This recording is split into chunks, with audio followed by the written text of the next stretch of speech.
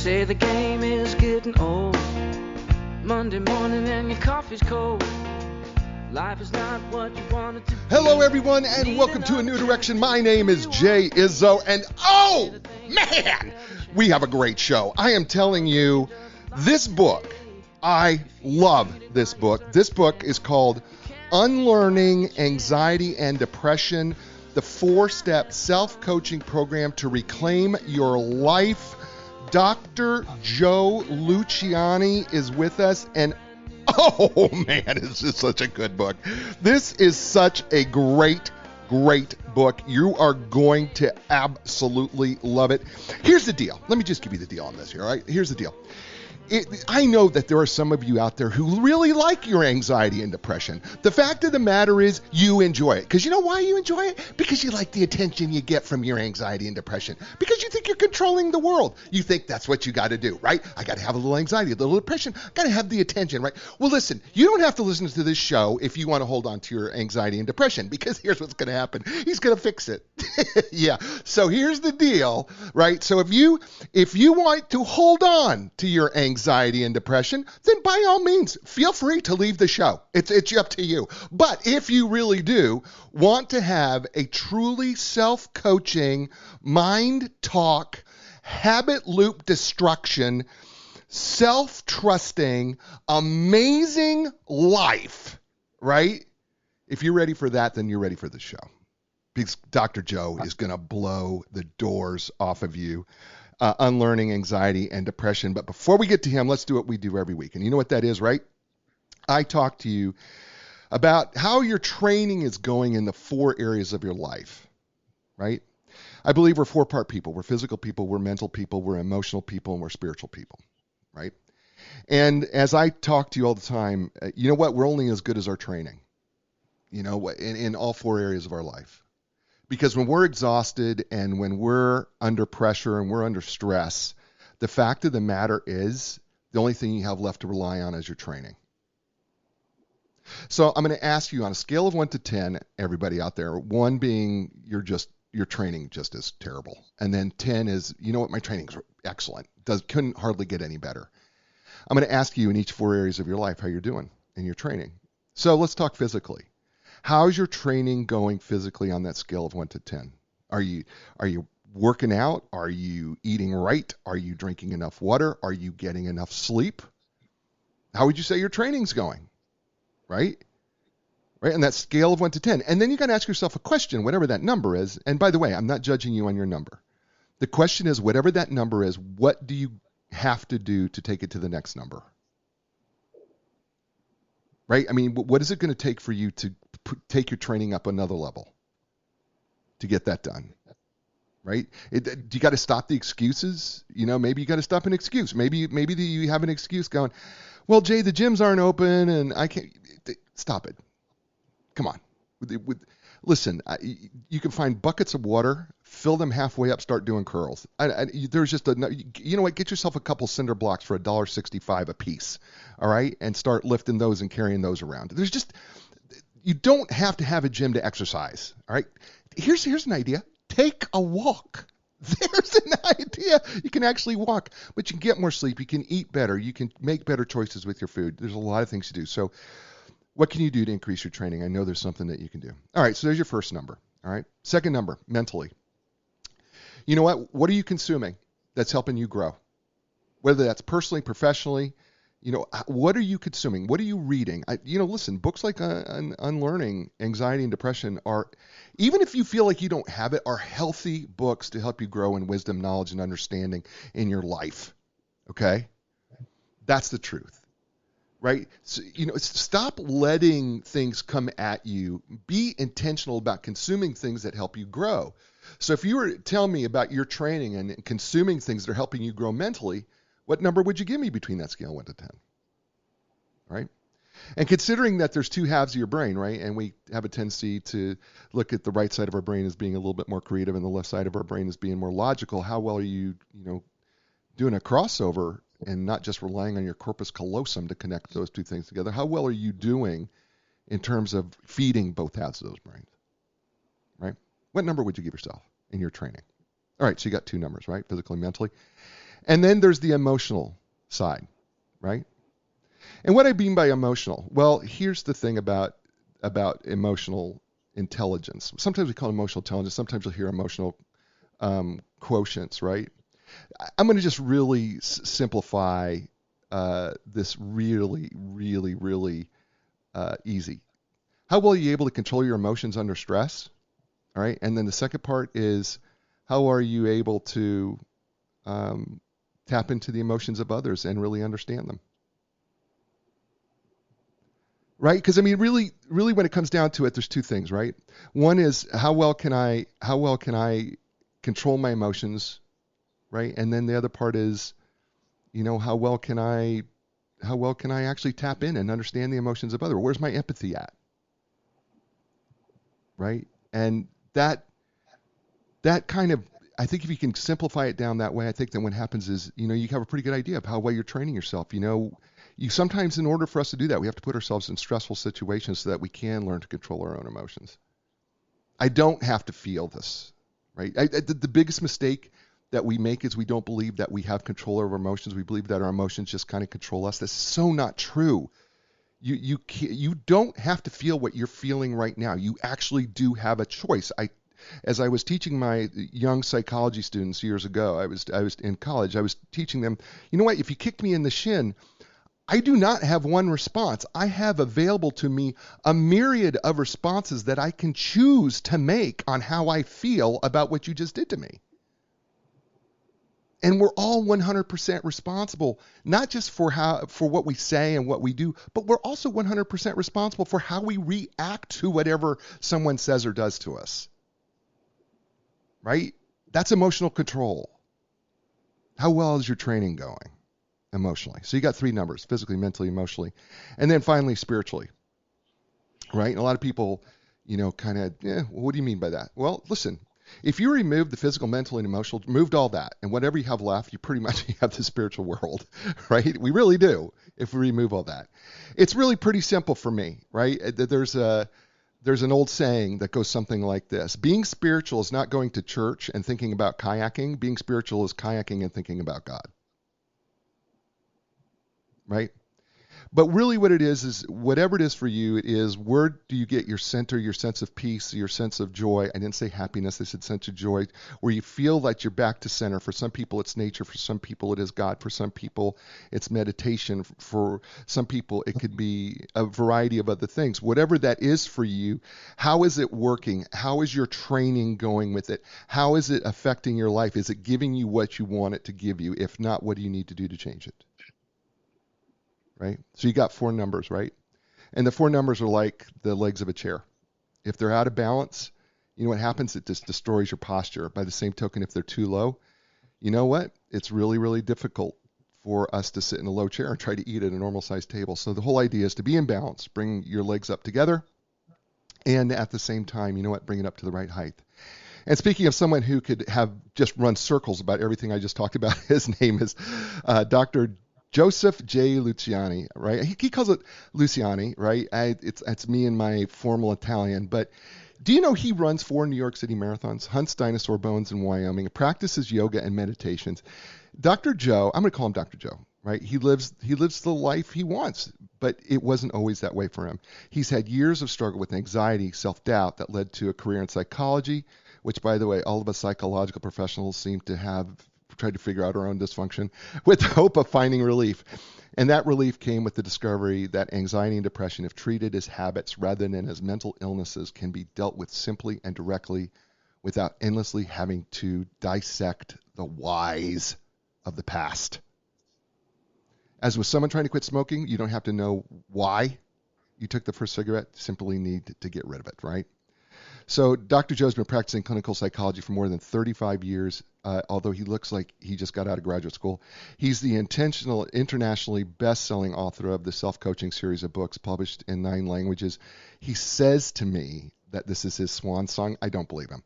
He's written articles, and because you know what, in his book he keeps telling me he's not going to tell me another story, and he keeps telling me another story. So I'm just not going to buy into that. He's written articles and been featured in numerous national magazines and newspapers, including Oh, the Oprah Magazine, Red Book, USA Today, Fitness, Health, Shape, and Body and Soul, and he appears frequently on national TV, radio, and the internet. His books are going to be available everywhere bookstores books are sold, and especially on Amazon. So listen, would you please welcome to show everyone Dr. Joe Luciani. And Dr. Joe, welcome to A New Direction. Jay, thank you. It is my privilege to be here, especially with all that energy you bring to the microphone. Well, I hand select every book, right? And I probably turn down more books than I actually select. And I choose them because on some level, every book has to excite me because I believe it's going to be exciting for the listener. And we're in 60 countries around the world. And I know that I'm very intentional about these books. And so I am really excited when I get a book that speaks to me, and your book just really spoke to me in a very deep way because, like you, I've had to deal with my own anxiety and depression during the course of my life, and have had to, I've done therapy, I've done all sorts of things, but the truth of the matter is I finally had to tell the voices that were trying to talk me into or out of stuff to shut up and take control of it, right? And that's kind of the premise of the book, isn't it? That's it. Shut up and take control. Absolutely. But you know what? I want to mention earlier when we first started, I was listening to you and you said that people that cling to their anxieties and depression. I have often seen maybe a good percentage of people that come into my office as patients that a lot of people don't want to get better. That they really want to become better neurotics. It's like the worry board. They don't want to stop worrying. They want a guarantee. To which I say, buy a toaster. Yeah, it's true. It really is true. Sometimes we kind of like our own crud. There's a superstitiousness to worrying. Like, how many times have I said to someone who's worrying about, well, what would the results of that test be? Or what if I get COVID? Or the what if? And I say, and we talk about ways to stop worrying. And one of the typical responses I get, yeah, but if I stop worrying, something bad's going to happen. Right. It's almost as if worrying is an insulation. It's a kind of way to protect yourself from bad things. It's no different from knocking on wood or anything else. But we cling to worrying, which certainly underscores anxiety and depression, as if it's something that really is going to help us as things come around that corner. Yeah, we kind of have the superstitious behavior attached to sometimes some of our anxiety or worry, right? Where we go, that whole superstition of, well, if I don't worry about it, then for sure something bad's going to happen. And we get so, it's really odd. Even the most non-superstitious or unsuperstitious, what is it, un or non? Even the most non-superstitious person I know of who will worry will say, but if I don't worry about it, chances are something bad's going to really happen. Yeah. And it takes them out, and you talk about it takes them out of the present. Absolutely. I call it time traveling. The person that worries has left the present and they are in the future in terms of what will happen tomorrow or whatever. Mark Twain said, I've worried about many things in my life, most of which have never happened. But when we worry, we're worrying about tomorrow. And that is what I call an emotional fiction, because tomorrow doesn't exist in the moment. We like to prepare. We have seatbelts. We take vitamins. We do things to protect ourselves, to anticipate. I mean, let's face it, our species wouldn't be here today if we didn't have some anticipatory mechanism. But worry takes anticipation to a point of emotional insecurity, kind of contamination, and that's where it becomes toxic. Then we start, getting into the ruminative doubts, fears, and negativities, and that's where it leads to, of course, the suffering and the struggle of anxiety and depression. We're talking with Dr. Joseph Luciani. His book is entitled Unlearning Anxiety and Depression, the 4-step self-coaching program to reclaim your life. Absolutely a brilliant book. I'm telling you, please, people, listen. If you're tired of anxiety and depression and you're tired of living with the voices and the things that you think seem to crop out of nowhere, the fact of the matter is this book is just brilliant, and his methodology is absolutely impeccable. And the book can be purchased anywhere, Amazon, bookstores near you. If they don't have it, tell them to get it. Tell them to face it out. It's really that great of a book. I can't be more sincere about that. So let's talk about how we get here to this unlearning process, because as I'm reading the book, one of the things that struck me was I was reading, I thought, every possible, when the book started, every possible objection to why your methodology wouldn't work. That was kind of how I listened to the book, right? So the first thing you say, right, is like static brain, plastic brain, and you ask the question. And because I can hear somebody sitting in front of you in your office, right, and saying, Doc, my brain cannot be retrained. There is no way that you could tell me that the brain is the brain, Doc. It can't be retrained. What do you say to that? I almost invariably refer to a study that got me hooked on this thing called neuroplasticity, which is the brain's ability to change. And the study took place in England with the black cab drivers, those black little cabs that go around. In order to become a black cab driver, you have to pass a test where you memorize something like 20,000 addresses and landmarks, and it's about a 2-year process. So these people, the cab drivers, once they passed, they had an MRI of their brains. And this was the initiation of the study. After 2 years of driving, they redid the MRI, and they found that the hippocampus and the navigation center in the brain had grown significantly. But what's really interesting is they compared it to bus drivers who drive the same route every day, no change in the hippocampus. So we see from that and many, many, many experiments that the brain really does change through practice, tenacious learning, and effort. It would be like playing an instrument. Your brain changes as you learn that instrument. So what I try to tell people is that the reason the psychology of neuroplasticity is so important, because if you are a victim of your own anxiety or depression, you're connected to a habit loop that just keeps going on and on. That's where the brain has molded itself. So we need to neutralize that and replace it and learn.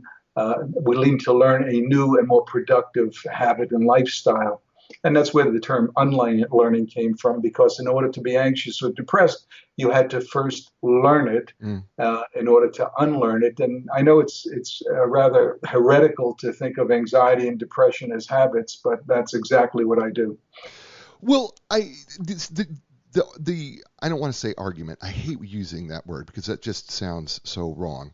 But I'm going to say it anyway because I can't think of a better word right now. But the argument that you make and that you set up really does suggest really, really clearly, not just suggest. I mean, because I came from a world of experimental psychology, I don't like using the word prove, but it clearly demonstrates. How about that? It clearly demonstrates that when we put all these pieces together in terms of our brain's plasticity, the fact that learning does, in fact, change. You talk about the study, I think, was this the Eric Cannell study who won the Nobel Prize for discovering learning? Actually, what we learn actually changes our brain chemistry or brain structure, actually. And that when you start putting all these pieces together, it becomes pretty clear that the fact is we kind of run into these habits because, as you talk about it in the book, it makes us more efficient, and our brain loves efficiency. And so now we've got these habits that we've created, bad or good. And so if we've learned something, I love this is so simple, but it's so elegant. If we've learned it, well, then we can unlearn it. Can you imagine if you had to learn to how to retie your shoe every day, or just even how to button a shirt or a blouse? Right. I mean, the things that have become habituated, if we weren't creatures of habit, I would venture to say that we would have been eaten up by a saber-tooth long, long time ago. Well, you make it really clear in the book that, our brain is, bent on survival, right? Mm-hmm. We're just trying to survive, and whether we want to go old brain, amygdala, hippocampus, hypothalamus, whether we want to go inside there or just the fact that our frontal lobe is trying to just process something to keep us surviving. I mean, the fact of the matter is, right? I mean, that's kind of the basic nature of what our brain and body does. Yeah. Well, in any given situation, it's all about survival on many different levels. Survival in a conversation, survival listening to Jay Izzo, survival. No, I'm just kidding. But that was well done, by the way. I love that. That's awesome. Good for you. But basically, what happens is that Carl Jung, the Swiss psychiatrist, once said that the ego is this tiny island in this vast ocean of potentiality.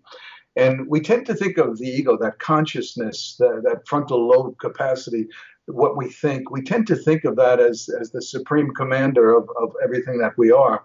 But there's so much more to us. Just take, for example, if you're driving along in a car and someone hits the brakes, if you had to cognitively ask yourself, should I hit the brake or should I turn the wheel? Bam, you'd be smashed into that car. We have this reflexive kind of, they call it the old limbic system, or the what's the brain called? I can't remember, but something like the lizard brain. Yeah. So we have these primitive parts of us that react. Cortisol, adrenaline, boom, boom, we react, and it's a non-thinking response, right. And that's what protects us in that given moment: the fight, flight, freeze, and I have a fourth to add to that: fight, flight, freeze, and I say fester, which is where the neurotics lie. We fester and we ruminate and we think about it and then we act. But we have many survival attributes that work in unison, sometimes independently in an emergency situation, and sometimes when we're trying to deal with less than traumatic situations. We are very sophisticated survival machines. It always impresses me. His name is Dr. Joseph Luciani. The book is entitled Unlearning Anxiety and Depression, the 4-step self-coaching program to reclaim your life. And you're listening to him here on A New Direction. Hey, folks, New Direction has 2 great sponsors, and we love them dearly because they financially support the show, and it's just, they're fantastic. And I mean that because I have used them both, and I can't be more excited about having them. One is Epic Physical Therapy. Listen, I go there. I'm active. I work out regularly, and you know what? I get injured from time to time, and some injuries are more serious than others.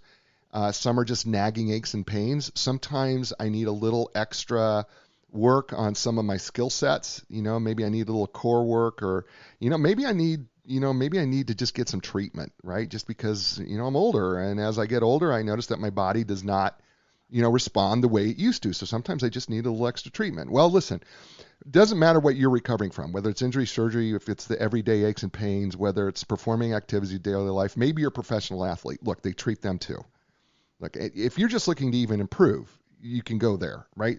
The elite team at Epic Physical Therapy will provide you with a customized treatment plan tailored to you, period, and what you need. Listen, with their experience in rehabbing young athletes to elite professional athletes, they really do understand the need to treat the entire body as a functional whole, not just your symptoms or your injury. So if you're ready for your epic relief, your epic recovery, and your epic results, don't go anywhere else. Start with Epic Physical Therapy. You can learn more by going to epicpt.com. That's EPIC.pt.com. And Linda Craft and Team Realtors, no matter where you're at in the world, you know what? They can help you sell your home or buy your home by connecting you with the best professional possible in your area. And you say, how can they do that? Well, it's because they're independently owned and operated, and they do not belong to any national brand. They are their own brand. And for the last 35 years, they have developed relationships with the top professionals, the top experts in real estate all over the world, not just the U.S., literally all over the world. And the reason why they developed it is because they're a relationship-driven real estate firm. That's how they started their company in 1985. That's how Linda started it, and that's how she continues to run her company, is for 35 years, we're going to develop one relationship at a time, whether that is with the person or with a real estate professional, whoever it is. And you know what the clients of Linda Craft and team say about them? They say that their customer service is legendary. They don't say it. It's their clients who do. So when you're ready for legendary customer service and you want the relationship realtor, right, then talk to the folks at Linda Craft and Team Realtors. And you can learn more by going to lindacraft.com. That's LINDACRAFT.com. And we're back here on A New Direction with Dr. Joseph Luciani and his book, Unlearning Anxiety and Depression. It's fabulous, and we're just kind of digging through, kind of giving you the a little bit of the background into the book. And I'm going to jump. We're still kind of, I don't know if we're chapter 1 or 2 right now, but I want to talk about 3 things because these 3 things kind of mold together, and it's psychology, coaching, and neuroplasticity, because the crux of the book is self-coaching, and we've already talked a little bit about neuroplasticity, but I thought this was really interesting. You said psychology is considered a social science, neuroplasticity is considered a biological science, and self-coaching is a simple motivational science. And you're going to try to put these all together. Can you kind of work us through some of that? Sure. One of the things that really bothered me when I started as a psychologist was that I had traditional training. In fact, I went to the Jungian Institute and had my 10 years of training analysis. So I was formally trained, and it was wonderful. You know, it's so exciting, the collective unconscious archetypes. It's all that stuff is really wonderful, and I was using that in my practice. And people they loved it. They thought it was wonderful too. But no one was getting better. You know, it's like, okay, we're having a good time here, but you're paying me for this. So I started to become more eclectic, and I was looking more for a way to interact directly and to get results. To be honest, I was impatient. Maybe it's my ADD personality, but I wanted results. And I did not get any kickback from that. Everyone wanted results, so we had no problem. But the way I went forward was to realize that I had to be me, and I had to engage in a legitimate conversation. I needed to inspire depressed people. I needed to motivate them. I needed to keep people in the game. I needed them to leave therapy and go home and do things and practice things and not just rely on me. You know, there's a real cancer involved in being a therapist or a helping professional, in that a dependency invariably develops where people become somewhat infantilized and take less and less responsibility. Well, I have my therapy next Thursday. I'll wait till I go and discuss it with the doc. So I started to rebel against that, and I started to try to find those things that seemed to click and work for me. And those were the 3 pillars of the unlearning process. So with cognitive behavioral psychology, I knew we had to start reframing the way we think. And I knew that because insecurity distorts our thoughts and perceptions, it was very important to make that clear and to clarify reality or facts from emotional fictions. That choice alone, and if we get into mind talk, I'll be glad to go deeper into that. So the cognitive was a really a definite part or beginning place for me to start. The neuroplasticity came later. I used to tell patients long before I ever heard the word neuroplasticity, you have to treat every thought as if it's this minute chemical change that's going to take place in your brain. Because I felt that if people would just see thoughts, not simply as this ethereal, emotional thing, but as a really tiny, small bit of chemical energy that you produce, and that energy is either positive or negative, but you're actually putting these small thought chemicals into your brain. Now, it's the cumulative effect. One thought isn't going to change your brain. But over time, the cumulative effect of a lot of toxic thoughts begin to have a toxic formative effect in the brain. And then I got more involved in neuroplasticity and realized that's exactly what happens. We're actually changing the neural pathways in our brain, the habit loops in our brain by the thoughts that we have. So it is the aggregate amount of thoughts, whether they lean positive or negative, that changes us in those directions. And then came the motivational part. And that came was what I call the self-coaching part. that came from trying to help a cousin of mine who had just lost his business, which was a restaurant, his home, which was above the restaurant, and 40,000 K in cash that he had in the wall. And he was really anxious when I got to talk to him. He was on 5 medications. But what it did for me, he wasn't a patient. He was a cousin.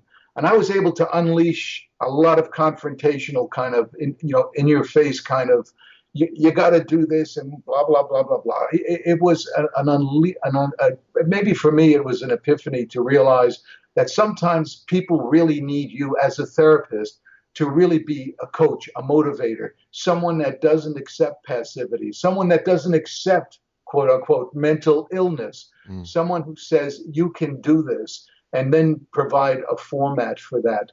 So by combining cognitive behavioral psychology with neuroplasticity and motivational self-coaching, that trifecta has worked wonders for me and for my practice over 40 years now.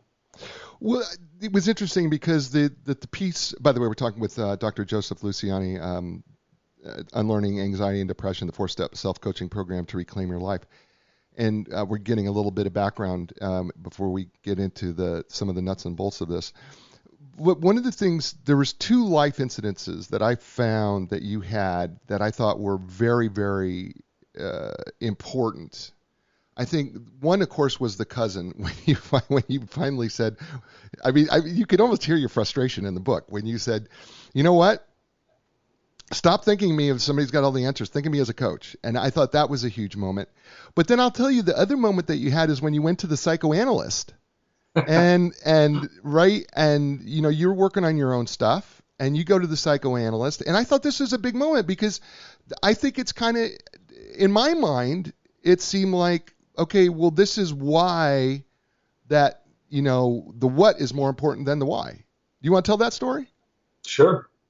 I because as you mentioned earlier, because of my own anxiety and struggle, I really felt that a career in psychology would provide answers. And along with that, I said, well, let's get started.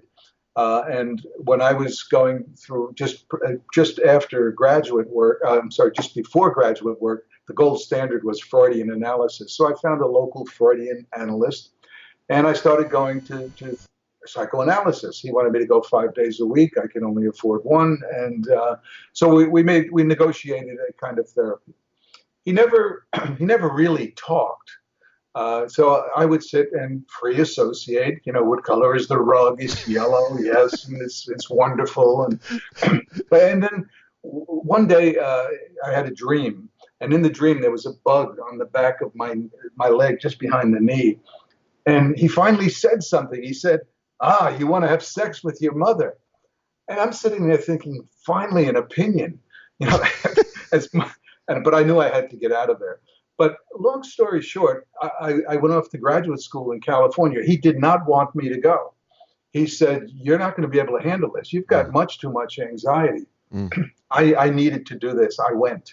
And I went with this noose around my neck. I went with this terrible weight on my shoulders. I'm going to explode. I'm a time bomb. He's my analyst. He knows me better than I know me. Right. So a month goes by, 6 months go by, no explosion.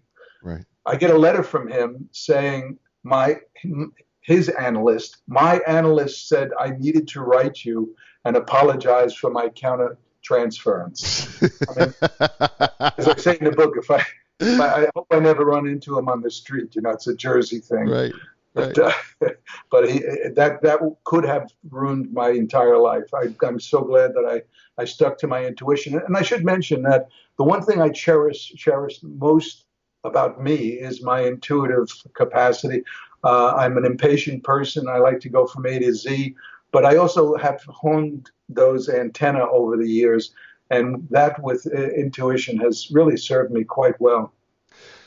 The reason why that story I think is so critical is and it is your intuition, because your intuition is also all over this book. But I think the reason why that story was so important is because so often when those of us who have dealt with our own anxiety, or who are dealing with anxiety, or dealing with depression, or have dealt with depression, so frequently we want to think that therapy is the golden ticket.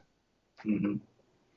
and that somehow that the therapist has some sort of magical answer that's going to solve the problem. And I think the thing to me about your book that spoke volumes and like was just shouting at me as I was reading it is literally when you said, you know what, you need to think of a brick wall. You don't have to examine every single brick on the brick wall to say, oh, that's a brick wall. and I think what happens is there's this paralysis by analysis. I know you didn't say that exactly in those terms, and I'm paraphrasing here, but sometimes we get paralyzed by trying to find the why, don't we? Absolutely. Yeah, that's such a crippling, long-term, lifelong effort. Because you can always keep splitting the atom. Now we know we can get into these quarks and all these subatomic particles. But it's the same with the psyche. I mean, you go back, and this is what I did in that psychoanalysis. I went back, and you go as far back as you can, then you come up a few notches, and what did Uncle Louis say, and how did you react to? So it drives you crazy, but you keep thinking, as you say, that you're going to find this pot of gold. That once you find that, that's why. That it's going to set you free. And I tell people the truth is not going to set you free. The truth is wonderful and it can help amplify what you need to do. But in order to get to a state where you are unlearning anxiety and depression, no book in the world, no therapist in the world is going to do that work for you. And the reason being is because it's like a musical instrument.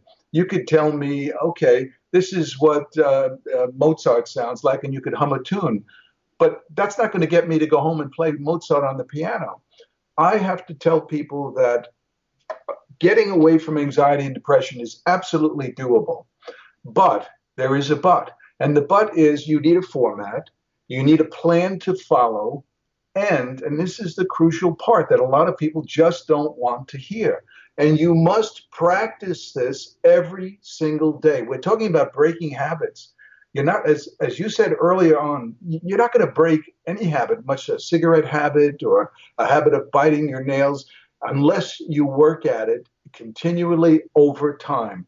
And if you're willing to apply yourself to the practice, and again, you need a format. You can't just practice without knowing what you're doing, but with the insights and the format for doing something about these problems, and with the practice, if you do that, you will find the way towards that clarity. We're talking to Dr. Joseph Luciani and his book, Unlearning Anxiety and Depression, and we're kind of just getting started here a little bit, and we're kind of working our way to, some of the, I don't know if I want to call them complaints. I think it's more of objections that some people have when they hear the word self-coaching, and that I could be self-coached, and that through this, and so often, Dr. Joe, what happens is people will say things like, well, you're expecting me to just get through my own anxiety on my own, or my own depression on my own. You clearly don't have a clue.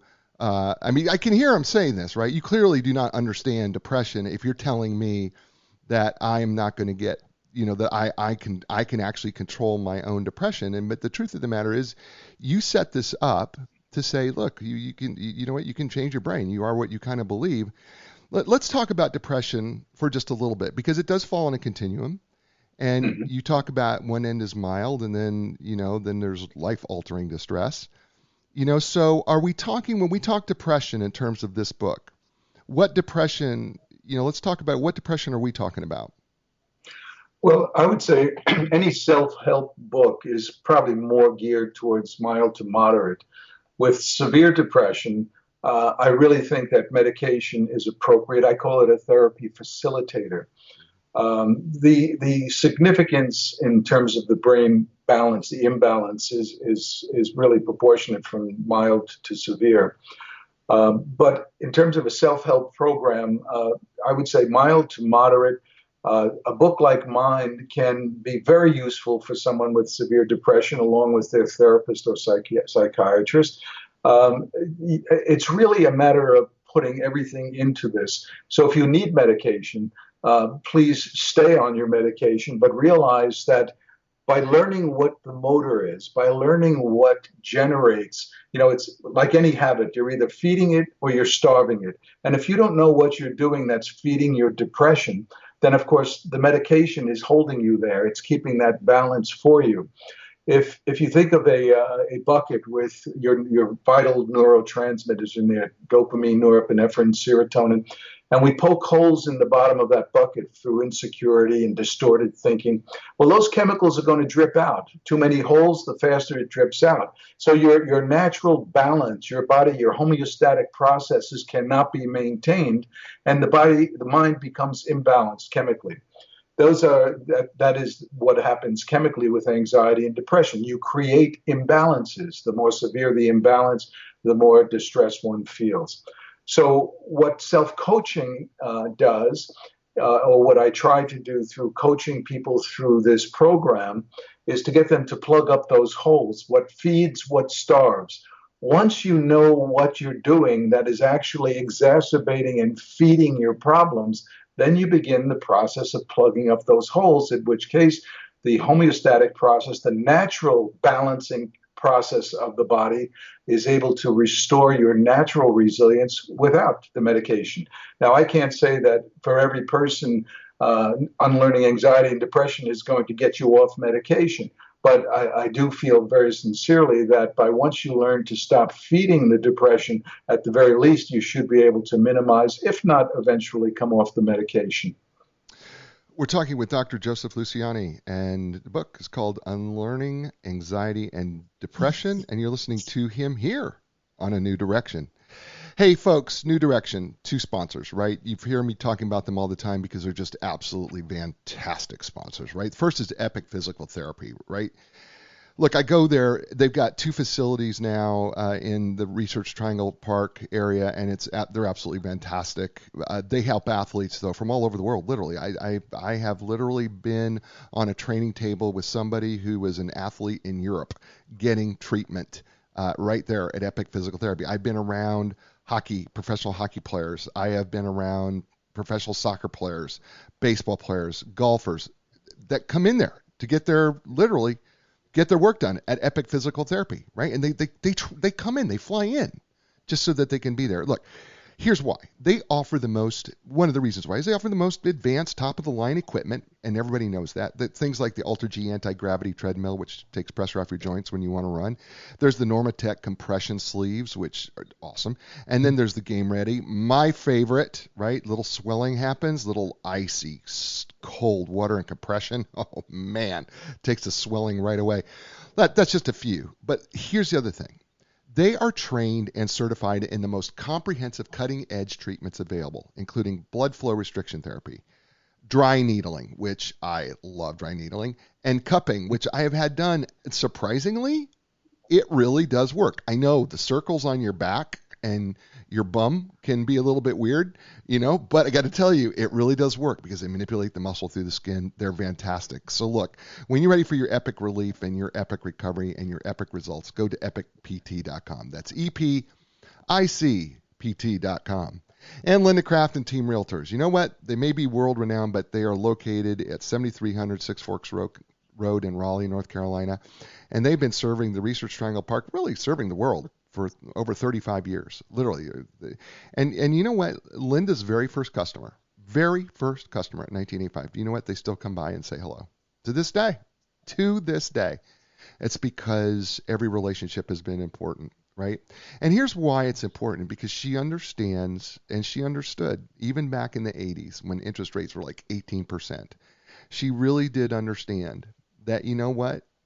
The home is, first of all, probably the largest expense that you probably have personally. But more than that, it's that home that creates so many memories. We may forget the cost of the home, but we'll never forget the memories that we made in them. And she recognized that early on that, those memories are significant.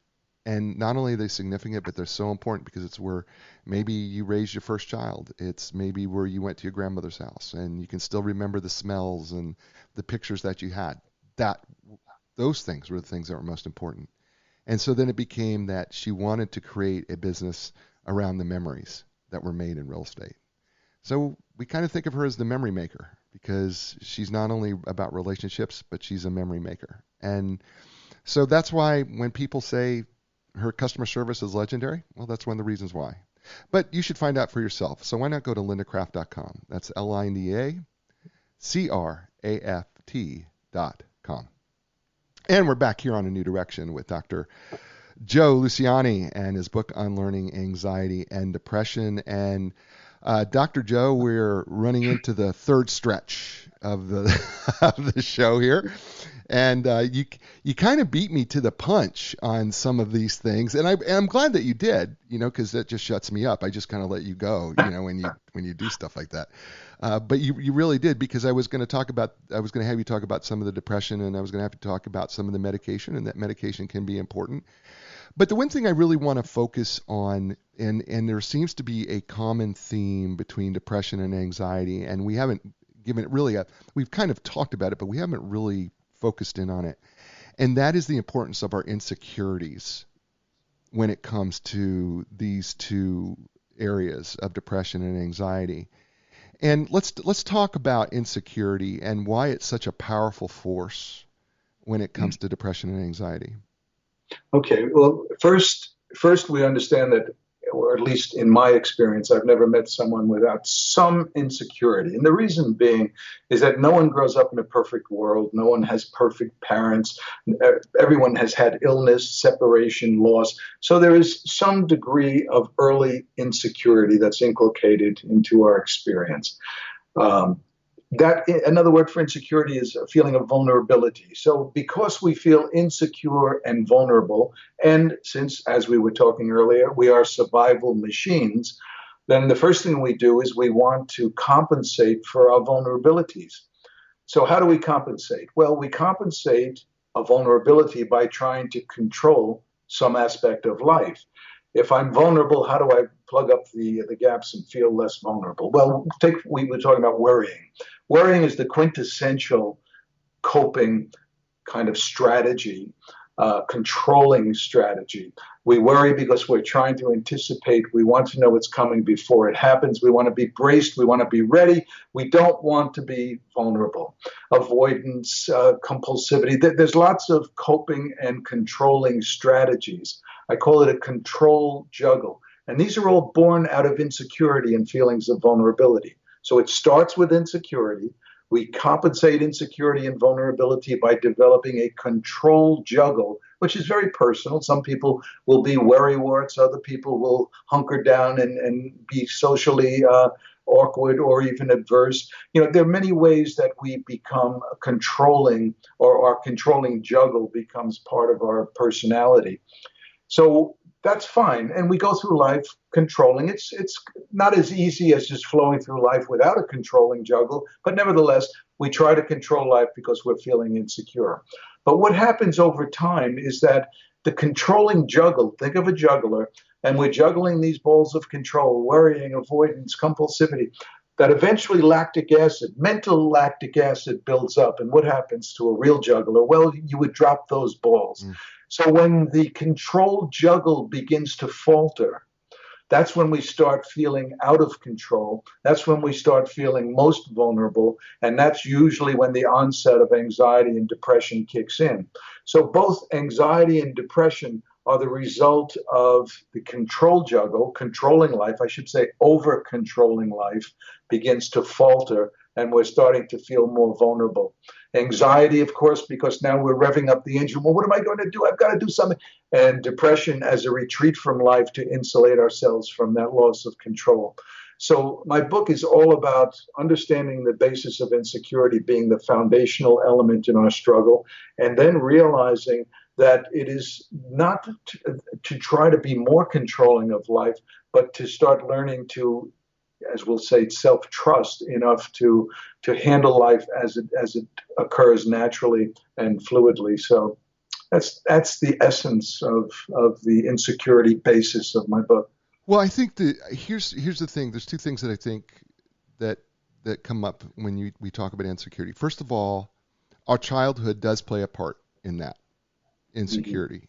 Mm-hmm. I mean, because you're absolutely right. Nobody can say And sometimes we're in such denial, right? And denial, by the way, is my acronym for don't even know I am lying. Okay. That, and by the way, I owe my wife for that because she gave me that. But Love it. because she tells me I'm in denial quite a bit. Okay, anyway, that's another story. But the truth of the matter is, though, that, we often think that our childhoods were, my parents weren't bad. They weren't bad to me. And they may not have been bad to you. And you talk about this in the book, too. It's not that necessarily that your parents were bad, but you say something to the effect, but you may have not received the love that you needed. Mm-hmm. Yeah. Yeah, there are many loving parents who take, for example, a controlling mother, an over-controlling mother or father. To the child, that feels like love. Don't do that. Don't touch that. You'll get hurt. Right. That feels like love, because that parent is saying to that child, "Oh, you just need to be protected. Let me protect you." Right. So that now adult might look back and say, "Of course, my parents loved me. They were so caring and they were so concerned." Meanwhile, that over-controlling, what does it do to the child's psyche? Well, it says this world must be a really dangerous place because you've got to be so vigilant or you're going to get gobbled up. So you see, these things do affect us. There are defective parenting techniques, of course. There's abusive parenting. There's the indifferent parent who really can't love. There are many different types of defective parenting. But for the person who says, "Oh, I had this wonderful childhood. It was just, without any problems," but they're sitting in the office with anxiety or depression, which leads me to say, well, maybe denial is part of this. And it may not be a conscious denial, of course, because, you come to accept that this is the way it was, this was normal. And we tend to then just see this is who I am and this is what I am. One of the things that you talk about is the inner and outer, I guess, our inner and outer responses, the inner and outer faces, of anxiety and depression, right? You talk that we have an inner expression and then we have an outer expression, and then you go through several of these. But the truth of the matter is, regardless, is it our inner expression? Let me rephrase that. Is it our inner expression that shows up outer, or are they separate entities? Do they come together? Yeah, it's an important point. It all begins, I think, with the inner. I think that the insecurity sets us up to develop those coping strategies, the controlling strategies. And then from there, we tend to manifest that same intentionality to want to control or over-control life through kind of a compulsive behavior. So then our behaviors tend to complement the inner need for over-controlling life, and all at the expense of our natural kind of healthy psyche, and all born out of insecurity. So yes, the interface is certainly that which is the worrisome, contemplative insecurity. The outer face would be that compulsive reaction to that tries to now bring that forward in an obsessive way into the world. By the way, we're talking with Dr. Joseph Luciani and his book Unlearning Anxiety and Depression. And the reason I stumbled over that is because I'm about to bring up a subject matter that is one of those subject matters a lot of people don't want to talk about. And I think it's fun. I think it's a fun topic. And that is Chapter 10. I love the title. Say hello to your unconscious, right? This is a hard one, right? Because a lot of people because we don't know what to do with the unconscious. I mean, I think most people think it exists. I think there's some people who want to deny the existence of the unconscious, which I don't really care whether you want. The fact of the matter is, it's a hard thing to explain, but it is an important messenger, as you point out. So let's just kind of, talk about that. It does play a role in how we're about to gear up for Mind Talk. Unconscious, by its very definition, is unknowable, since it is unconscious. This is the kind of the groundwater that is just running through our psychological existence. And it does affect us. I mean, anyone that's ever had a dream realizes, well, where does that come from? And certainly you didn't intend certain things to happen in that dream. They are more or less reflections of that unconscious world. Now, the unconscious is really part of that insecurity domain, and is very much affected by that, as other parts of the unconscious is by healthy things. But the unconscious, in a negative sense, from the insecurity sense, will affect us indirectly. So our thoughts, we may not know why we're having this terrible kind of dark thought about our neighbor. And where did that come from? Well, it percolated up from the unconscious. And now in consciousness, it seems somewhat alien to you because it wasn't something that you felt consciously. It wasn't something it was something you may have even been shocked by. But nevertheless, we have to reconcile ourselves with the fact that as long as we are living in opposition to our true nature, if we're allowing insecurity to shape and define us, then usually the unconscious and the conscious will not be in harmony. So the more we start to become more synchronized with ourselves, the more we start to be a more complete person and kind of shed the shackles of insecurity, the more that there is a harmony between the unconscious and the conscious, and the less we're contaminated by those thoughts that come up and really disrupt our normal flow day to day. That's awesome. That's listen, even in grad school, I never got that. That was absolutely awesome right there. Do you realize that we've been on for almost an hour talking about this? This has been awesome. I've had a blast with you. It's a shame that it has to end. I've also had a blast. Go on another 2 hours. I could be talking about this forever with you. And you know what? I'm going to ask you if you would come back and we could talk more about this.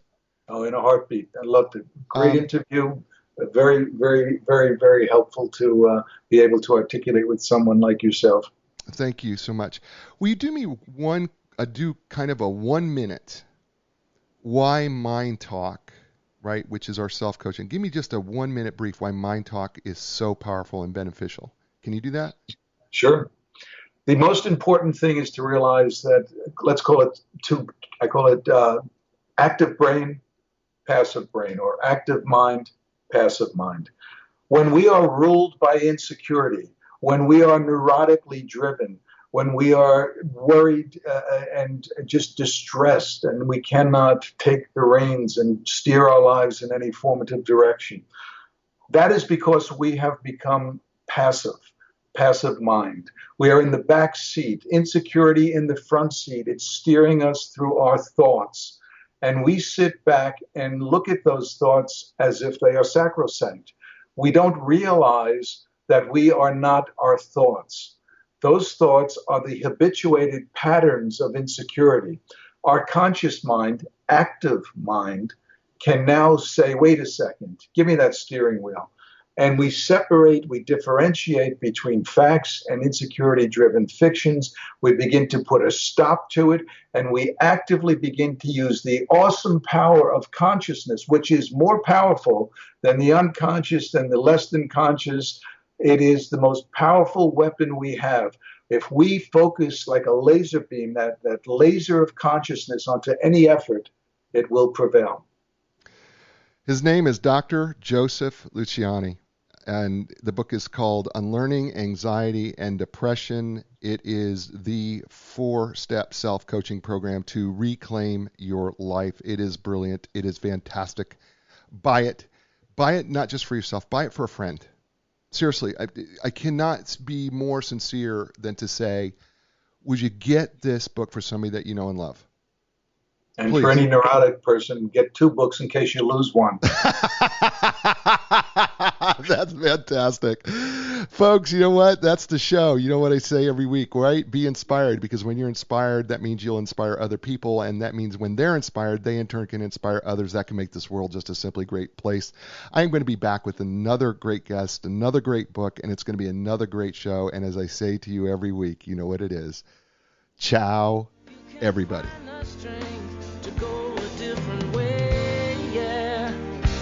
Time has come for a new direction.